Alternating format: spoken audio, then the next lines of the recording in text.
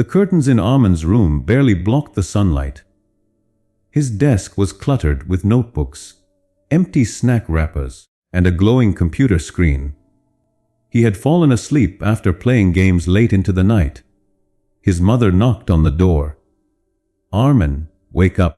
You've already missed your first class." He groaned, pulling the blanket over his head. "Just a little longer, Mom." She sighed. She had said the same thing to him yesterday and the day before. Later that morning, Armin's father returned from his small electronics shop downstairs. His shirt was sweaty, his hands rough from work. Seeing Armin still at home, he frowned deeply. "Armin, you missed college again." Armin mumbled, scrolling through his phone. "I'll go tomorrow." "Father." His father's voice grew sharp. "You always say tomorrow. Life does not wait for you, son. Customers don't wait. Success doesn't wait. Only failure waits." Armin stayed silent, pretending to scroll, but inside, guilt stung. That afternoon, Armin met his friends at a roadside cafe. The street outside bustled with cars and motorcycles. His friends chatted about upcoming exams, comparing notes. One of them asked, "Armin, how's your preparation going?" Armin laughed, sipping his cold drink. "Relax, guys. Exams are still weeks away. Why stress now? We'll manage somehow." The others exchanged worried glances. They had heard this before. That night, while Armin sat playing games again, his mother entered his room quietly. She looked at the bright screen, the headphones around his neck, the books untouched in the corner. She spoke softly, "Son, please don't waste your youth like this. Every hour you lose is gone forever." Armin paused the game briefly. "Mom, don't worry. I'll be fine.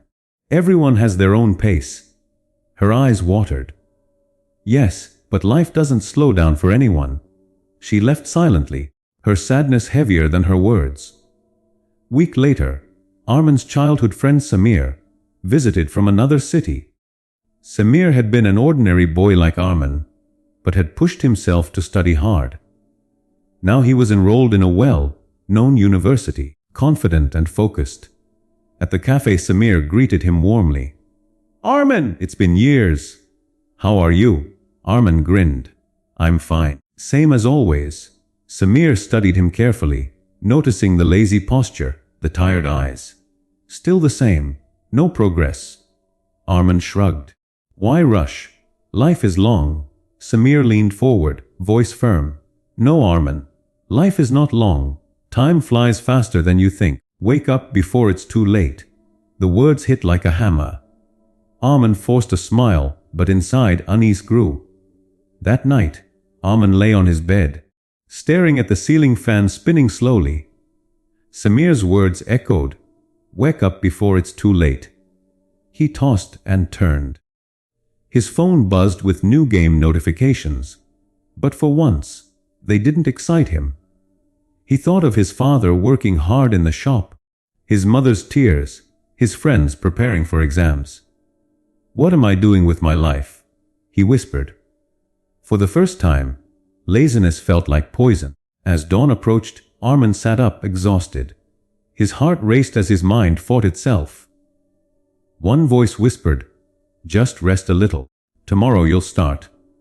Another screamed, "No, tomorrow will never come. Change today or lose everything." He buried his face in his hands.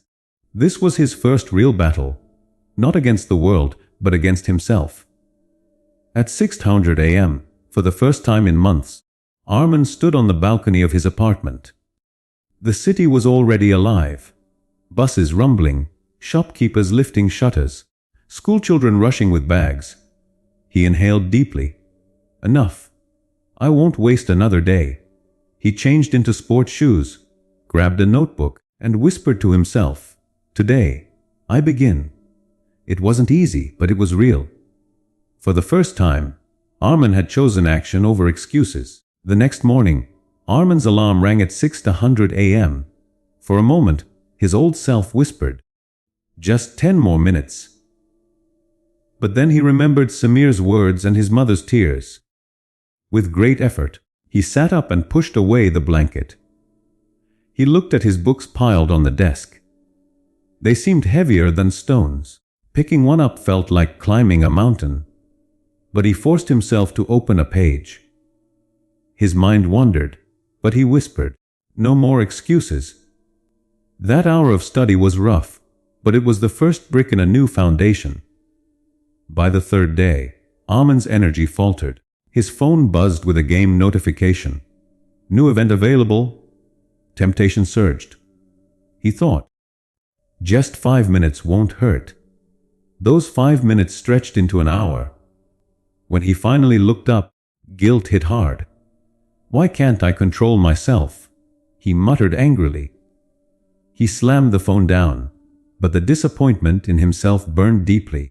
That evening, Arman's father entered his room. Seeing the untouched books, he shook his head.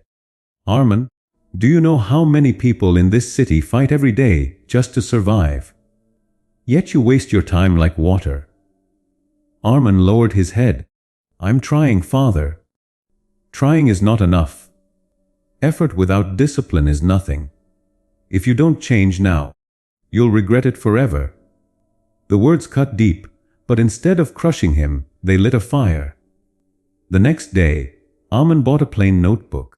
On the first page, he wrote in big letters, "My time, my life below." He listed small goals: wake up at 6:00 a.m., study 3 hours daily, exercise 20 minutes, limit phone use. He promised himself to tick each box daily. It wasn't just a notebook. It was his new contract with life. For a week, Arman followed the notebook strictly. Each tick mark felt like a medal. Slowly, his energy grew. His mind sharpened. His mother noticed him awake early, books open, pen moving. She whispered to his father, smiling, "Look, he is changing." His father didn't reply, but for the first time, pride flickered in his tired eyes. One evening, Arman's old friends called.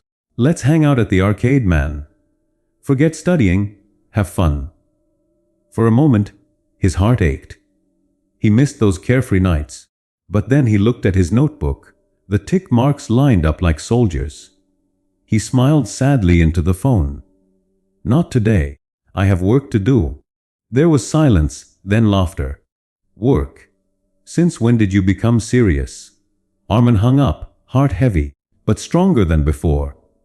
Weeks later, exam day arrived. The hall was filled with nervous students scribbling furiously. For the first time, Arman wasn't panicked. He had prepared. The answers flowed, not perfectly, but with confidence. When the bell rang, he leaned back in relief. For the first time in years, he had faced life instead of running from it. When results came, Arman's heart pounded. He opened the paper slowly. His grades weren't the highest, but they were solid, better than he had ever achieved before. His father placed a hand on his shoulder. "This is only the beginning. I am proud of you, son." Tears blurred Arman's eyes. For once they weren't from guilt, but from joy. Later, Samir visited again. Seeing Arman studying with focus, he smiled. "You've changed, Arman." Arman laughed lightly. "Not completely. I still fight laziness every day. But now, I fight to win." Samir nodded. "That's all that matters." One evening, Arman stood again on his balcony. The city buzzed below. Lights, traffic, endless movement. This time, he didn't feel lost in it. He felt part of it, alive, awake, determined. He whispered to himself, "Every moment counts, and I won't waste another." The city lights flickered like stars, reflecting the fire inside him.